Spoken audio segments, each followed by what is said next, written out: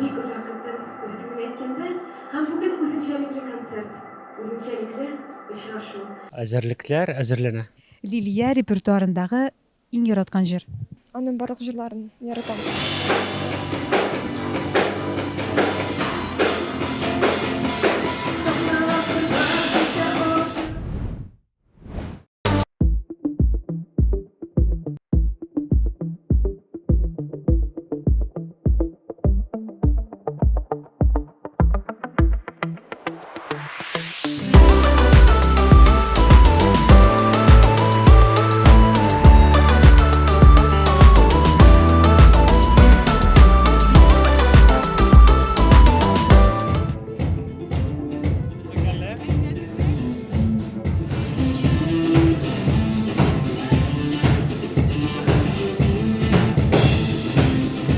Лилия, әзерлекләр ничек? Менә әзерләнәбез. Тиздән инде башлана, 1 сәгатьтән кимрәк калды. Ышанып та булмый. Мин инде күптәннән хыялланган идем шундый живой бенд дип әйтәбез бит инде, мен шундый музыкантлар белән ясарга концерт. Хыялым, менә дөрестән дә хыялым иде. Һәм мөмкинлекләр ничектер килеп чыкмый иде. Я вакыт юк, я аңа бит инде ул күп финанслар да таләп итә, әзерлекне таләп итә, ничектер килеп чыкмый иде. Ә менә быел мин инде яңа ел бәйрәмнәрендә утырып төннәр буе яздым шул планерга инде үземнең планнарны. Мин әйтәм, быел мин эшләргә тиеш. Һәм ничектер җыендым да белештем бөтен әйберне, килеп чыкты. Әле менә килеп чыкты дип хәзер куясы бар концертна. Әлбәттә инде каршылыклар да булды, бөтенсе җиңел түгел, гел уңай гына бармый, төрле хәлләр булды, төрле ситуациялар булды. Тик минем уйламыйча менә максат кирәк, шул максат булганда син аңа таба барасың. Аллага шөкер, бөтенесендә оештырдык. Менә хәзер концертта куясы гына калды. Лилия репертуарындагы иң яраткан җыр. Аның барлык җырларын яратам. Менә әле генә язылган "Җылыт" дигән җыры күңелгә керә бик. Җылыт, җылыт әле йөрәгемне, җылыт әле.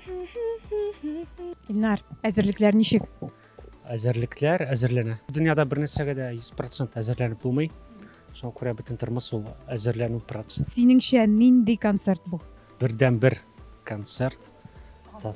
Гадәти түгел, татар эстрадасында андай концертлар бик сирәк дә. Менә концерт белүебезчә инде җылыт дип аталаймы? Синең өчен бу концертның мәгънәсе нидә икән? Миңа калса, бу Лилияның үзенең ниндидер бер хикәяте. Син әзерләнгәндә берәр нәрсә тойдыңмы соң? Мин музыкант буларак бөтен хисләр шул музыкага карата инде. Концерт уйнап чыгабыз, аннан баш мие ниндидер уйлар, фикерләр бир дип уйлыйм ахырсы.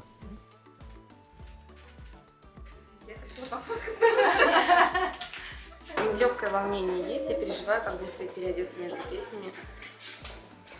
Может быть, я подхожу к этому очень осознанно, поэтому не сильно переживаю. Но не переживать это странно, конечно. Нет, я волнуюсь не.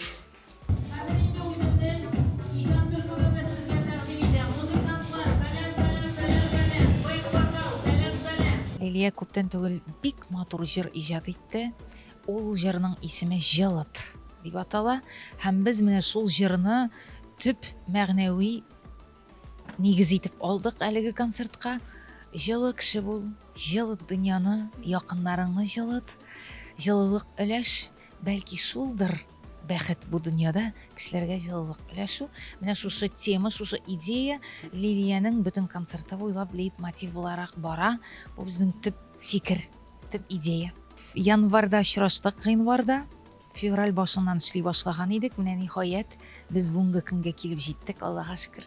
Бу концерт тулысынча җанлы, тере тавышка эшләнә. Музыкантлар үзләренең уен коралларында җылыталар. Һәр җырга җан өрәләр дип әйтик. Һәм тулысынча җанлы тавыш, җанлы музыка бара бу концертта. Һәм бу музыка ике форматта эшләнә бер юлы. Килгән тамашачыларга һәм YouTube өчен махсус видео концерт буларак та әзерләнә. төшерү төркеме эшләячәк, алар төшерәләр тулысынча бу концертны. Икенчесе, ягъни кино әсәре кебегрәк булачак ул, чөнки әйтерләр инде хәзер ишеткәч, башка җырчылар без барыбыз да төшерәбез дип. Андый төшерү түгел, бу кино төшергән форматта төшереләчәк.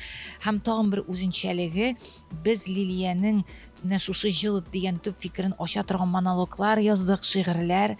Шушы концертта әле Лилия үзен тирән, талантлы драматик артистка буларак та тамашачыга күрсәтәчәк.